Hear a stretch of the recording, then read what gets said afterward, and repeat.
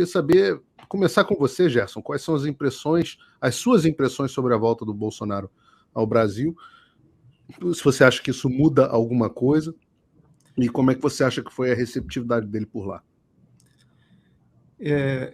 Eu vi imagem já da chegada dele, né? Houve uma tentativa, me pareceu, de não deixar que se transformasse numa divulgação midiática, né? A chegada no aeroporto, tal, o governo do Distrito Federal, até o próprio governo federal, houve algumas iniciativas para que esse não se transformasse num evento, né? Mas o pessoal furou a segurança, acabaram chegando ali no aeroporto, e eu vi imagens. Mas o mais importante de como ele chegou, eu gostaria de compartilhar como ele saiu daqui, né? Eu encontrei na semana passada, em um evento aqui em Deerfield, e reiterou que não se aposentaria, que ele voltaria para, de fato, assumir ali o papel dele junto à liderança. Ele deve ser aclamado ali, ou receber o título de presidente de honra, né, do Partido Liberal. Existe um planejamento estratégico que está sendo feito de contar com um número aí próximo de 1.000 prefeituras em que o PL teria chances de vencer no ano que vem. Então, já se fala então de uma estratégia que começa a ser alinhavada com reflexo no Congresso. Porque quando nós falamos de eleições municipais, nós estamos falando dos interesses regionais, das oligarquias regionais, e isso tem uma série de disputas, né? Como, por exemplo, só abrindo um parênteses, a disputa do Lira com o Renan Calheiros, lá de um rincão do Alagoas, ela acaba reverberando de tal forma que isso tem reflexo até mesmo nas CPIs que são aprovadas ou não, na negociação de medidas provisórias. Então, você veja que a volta do presidente Bolsonaro, ela deflagra uma série de possibilidades de articulações já para as eleições do ano que vem, que começam a incomodar o próprio governo, porque parte das suas tentativas ou estratégias de formar uma base parlamentar, até o momento, nos parece que não conseguiram prosperar ao ponto de assegurar que o governo aprove, por exemplo, as próprias medidas provisórias, que ainda estão por, vamos dizer assim, subjúdice, né? Porque a própria organização desses 38 ministérios foi uma medida provisória que precisa ser aprovada. Então, muitas das negociações de bastidores, eu creio que ganharão um outro impulso aí com a presença do presidente, que vai morar em Brasília, né? Então estará perto ali do poder. Deve ser uma coisa interessante. Eu creio que o Fernão vai poder nos atualizar da reverberação no Brasil, mas eu creio que algumas coisas vão acontecer aí com a liderança do presidente na oposição. Fernão? Gente, eu olho para tudo isso assim, com uma expectativa de esperança para ver por onde ele vai pegar, né? Porque o que me desanima, francamente, no Brasil é o divórcio absoluto entre o país real e o país oficial. Então, todas essas costuras e possibilidades que o Gerson enumerou aí dizem respeito a esse, né? O país oficial. Então, quantos prefeitos eles vão fazer, as brigas das oligarquias do Nordeste, e nada disso tem a ver com a gente. Então, a minha expectativa é, de repente, ver algum sinal de que a não-esquerda brasileira tente fazer tomar alguma iniciativa nesse sentido, né, de corrigir os erros de raiz. Porque se ficar só naquela coisa das pautas identitárias, tal, quer dizer, eu não sou eles, né? Se ficar só nisso, para mim vai ser muito pouco emocionante, entendeu? Porque fica nisso que nós já estamos, quer dizer, você elege um ou elege outro e não acontece nada de real para o país, de mudança real para o país, né? Ou de sinalização. Quer dizer, Sempre nós estamos nesse desespero, né, de você estar Nós chegamos num ponto em que o Haddad passou a ser a última esperança de continuar havendo esperança. Então, veja aonde nós fomos parar. Então, nesse sentido, pode ser que um fogo de encontro apenas é interessante porque detém essa avalanche de destruição do Estado de Direito que está prosseguindo livremente aqui no Brasil. Agora teve uma pequena desaceleração, a meu ver, para tentar deter essa CPMI e outras coisas que a esquerda vê como ameaças. Passou a ver como ameaças, né? Porque pode revelar o que ela de fato é. Então, eu acho que por isso desacelerou um pouco, o Alexandre de Moraes saiu da frente do palco e recuou lá para trás. Você tem outros protagonistas aí empurrando essas iniciativas de censura, tal. Essas coisas que prosseguem nessa linha de sempre, né, de deterioração do processo político brasileiro. Então, eu não sei, vamos ver como vem o Bolsonaro. Eu só espero que ele não venha só com aquela coisa de que eu não sou eles. Eu vou ser absolutamente sincero com vocês, como sempre sou. Eu achei o retorno do Bolsonaro ao Brasil uma situação que só tem aspectos negativos. Não vi nada de positivo nessa volta dele.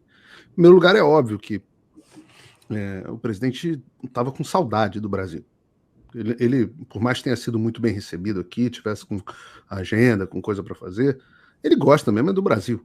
Ele aprendeu até a admirar os Estados Unidos, ficou muito impressionado. Eu acho que o presidente não conhecia com esse grau de profundidade como é que as coisas funcionavam aqui. Ele chegou a externar isso, falou que a Flórida especificamente para ele era um exemplo a ser seguido, que o Brasil, os Estados Unidos era o Brasil que deu certo, né? Com liberdade, com direito à defesa, com liberdade, mais liberdade econômica, menos impostos, mais liberdade quase que absoluta de expressão.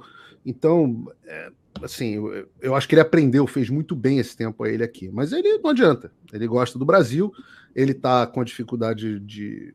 E quem é pai sabe como é que é isso, a dificuldade dele estar longe da filha. Laurinha faz lá uma escola militar aí em Brasília, e ele sente falta. A Michele também não estava ficando aqui, só estava indo e vindo. Então, o presidente, por uma questão pessoal, queria retornar ao Brasil. E ele tem todo o direito de fazer isso, né? Ainda mais agora que o Bolsonaro é um cidadão privado. Ele não tem obrigação nenhuma de nada, tem que fazer o que é melhor para a vida dele. Agora, do ponto de vista político, tem algumas coisas que eu acho que vale a pena chamar a atenção. A primeira delas é que o Lula estava dominando o noticiário, porque a gente que trabalha com notícia, a gente sabe que a notícia ela precisa de um fato novo. E o Bolsonaro, por não estar mais no poder e por estar nos Estados Unidos, fora dos olhos do dia a dia da imprensa, sem atos, sem tanta importância, ficou um assunto vazio para os jornais. Eles tentaram aí, conseguiram jogar o negócio das joias, depois requentaram com novas joias, mas isso estava ficando meio morto. Sem novos assuntos para queimar o Bolsonaro, ele estava sumindo do noticiário. E quem estava aparecendo? Quem estava aparecendo era o Lula, com as cagadas que ele faz todos os dias. Que era ótimo, estava se queimando que nem... Exatamente.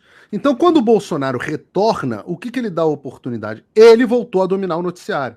E alivia o Lula. Alivia o Lula e o Bolsonaro vira o vilão. Porque a gente vai falar de outros temas hoje aqui, mas eu estava vendo aqui, por exemplo, o anúncio do tal do arcabouço fiscal do governo. A notícia do G1 é quase que um press release do Ministério da Fazenda. Então, assim, os jornais eles precisam encontrar coisas para falar. E quando o Bolsonaro retorna, eles acham o alvo predileto deles de volta aqui. E o que é problemático, tem um segundo ponto que se conecta com esse, que é o fato de que no Brasil o Bolsonaro se torna muito mais vulnerável ao bullying judicial que vão fazer com ele. Que já estão fazendo com ele e vão fazer mais ainda. Não é que nos Estados Unidos ele ficasse imune. Mas é que para você fazer o bullying judicial ao qual o Bolsonaro está sujeito a partir de agora, uma vez que ele é um cidadão privado, pode ser processado por qualquer indivíduo na justiça comum, qualquer promotor, qualquer procurador e qualquer indivíduo pode processar o Bolsonaro. Qualquer delegado de polícia pode abrir uma investigação contra o Bolsonaro. Você imagina? Com a garantia de que terá uma cobertura constante da imprensa a esse respeito. Se, enquanto estava nos Estados Unidos, não é que fica imune, mas fica menos vulnerável. Porque para você, por exemplo, bastou ele chegar que já marcaram a data do depoimento dele. Se quisessem marcar a data do depoimento dele com ele aqui nos Estados Unidos, tem um processo para fazer isso. Tem que fazer através de uma carta rogatória, é um pouquinho chato, demora, etc, etc. E isso é bom, porque protegeria o presidente disso que aqui em inglês se chama de weaponization, né? Que é transformar o judiciário em arma. Então, tem um aspecto do noticiário, tem esse aspecto. E eles se conectam porque toda vez que alguém abrir algum processo, isso será notícia. Então, de forma que a ida dele joga a gente um pouco de novo naquela espiral infinita de jornais que abrem o dia simplesmente para difamar Bolsonaro e não fazem o trabalho de imprensa. Acabam não cobrindo as coisas que têm que ser cobertas. O último ponto... A análise, Paulo, o troço é circular, entendeu? É isso que é cansativo no Brasil, porque não tem nada propositivo. Quer dizer, ninguém faz aquela pergunta básica, né? Por que nós estamos assim? Por que isso acontece? Por que é possível isso acontecer? Então, você não sai disso. Você fica... quem falou a última besteira? Foi fulano. Exato. Merda na Geni, não sei o quê. Mas a coisa se conecta no propositivo, Fernão, pelo seguinte. Nós estávamos com um congresso, que eu sempre digo, não é um congresso de direita, não dá para esperar grandes coisas desse congresso, mas bem ou mal, de uma forma ou de outra, o Congresso estava conseguindo pequenos avanços, impedindo pequenos avanços, alguns avanços institucionais, como, por exemplo, a possibilidade da CPMI do 8 de janeiro, que até agora não aconteceu, mas tá aí para acontecer, na cara do gol para acontecer, ou seja, é um avanço, e também impedindo que o governo avançasse com certas pautas, como bem explicou o Gerson agora. A ação do Congresso está surpreendentemente positiva. Melhor do que se esperava. O problema é que a volta do Bolsonaro, essa ideia de que o Bolsonaro vai ajudar na articulação do Congresso, isso é um sonho de damas que trocam favores por dinheiro. Porque, desculpa, gente, o Jair Bolsonaro, uma coisa que ele não sabe fazer é articulação com o Congresso. Não sabia fazer, talvez o maior defeito dele, tenha sido o maior defeito dele como político. Não conseguiu fazer quando era governo, vai conseguir fazer agora como oposição? Não é nem essa visão que os parlamentares do governo têm do presidente. O que ele faz, e certamente fará, é que a sua presença acirra e tumultua os ânimos. Então, todo aquele processo... Não há em torno de que fazer uma articulação, entendeu?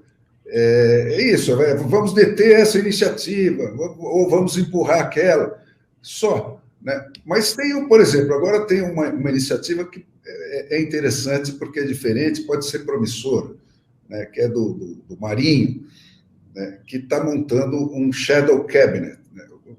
O shadow cabinet é um tipo de estruturação do Congresso que tem um sentido nitidamente propositivo.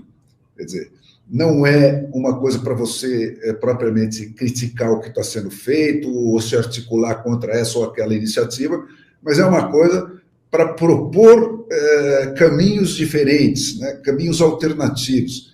Então, esse tipo de iniciativa mais sofisticada é que me dá um pouco de esperança. Oi, tudo bem? A essa altura você já deve estar sabendo que censuraram e desmonetizaram todas as minhas redes sociais no Brasil, além de bloquearem minhas contas bancárias e até cancelarem meu passaporte. Então, se você gosta do meu trabalho e acha que vale a pena apoiá-lo para que ele continue, eu te convido para clicar no link aqui embaixo e acessar o meu Locals. Lá você tem acesso de graça a todas as minhas postagens, sem censura, mas também tem conteúdo exclusivo para membros pagos. E membros premium podem, inclusive, trocar mensagens comigo, além de outros benefícios. Dê voz a quem te dá voz, que a gente não vai parar. Obrigado.